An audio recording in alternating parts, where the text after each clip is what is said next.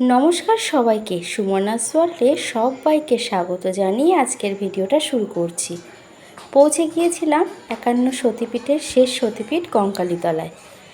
শান্তিনিকেতন বোলপুর ঘুরতে এসে কঙ্কালীতলায় মায়ের দর্শন করব না, তাই একদম হতেই পারে না। আর যারা যারা শান্তিনিকেতন বোলপুর ঘুরতে আসে একবার হলেও মায়ের দর্শন তো করেই যাবে। হোটেলে চেক আউট করে আমাদের কঙ্কালীতলা পৌঁছাতে প্রায় 12:30 বেজে গেছিলো। এসে দেখি পুজোর ওখানে প্রচণ্ড লাইন। আর এখন যেই দিকে যাচ্ছি সেটা হলো একটা জলাশয়।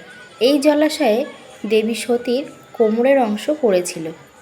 শোনা কথা, গ্রীষ্মের রোদে চারিদিকে শুকিয়ে গেলেও এই জলাশয়ের জল নাকি কখনোই শুকায় না। দেবীর মহিমায় কত কিছুই না সম্ভব।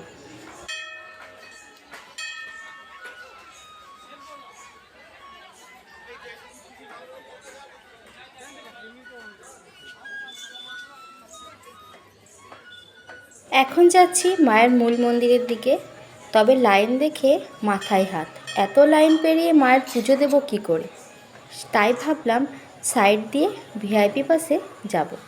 দেখতে পাচ্ছ কতটা লাইন, আর অত দেরিতে এতটা লাইন টপকে মায়ের পুজো দিতে তো বিকেল গড়িয়ে যাবে। চলো, মায়ের কাছে চলে এসেছি। এই হলো মায়ের ছবি। এখানে শুনেছি বিগ্রহ পুজো হয় না, আর সেই বিগ্রহ পুজো করতে নাকি অনেকবার বাধা এসেছে, সেই জন্য মায়ের ছবিতেই পুজো হয়।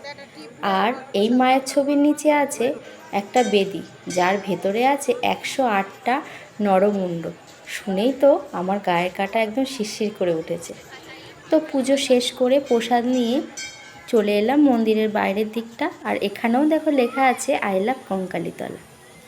মন্দিরের বাঁদিকে পেছন দিকটায় প্রসাদের ব্যবস্থা আছে, তবে আমাদের ঢুকতে দেরি হওয়ায় প্রসাদের কুপন আমরা পাইনি, সেই জন্য প্রসাদও পেতে পারিনি। আর অন্যরা প্রসাদ পাচ্ছে সেই ভিডিওটাই তোমাদের দেখালাম।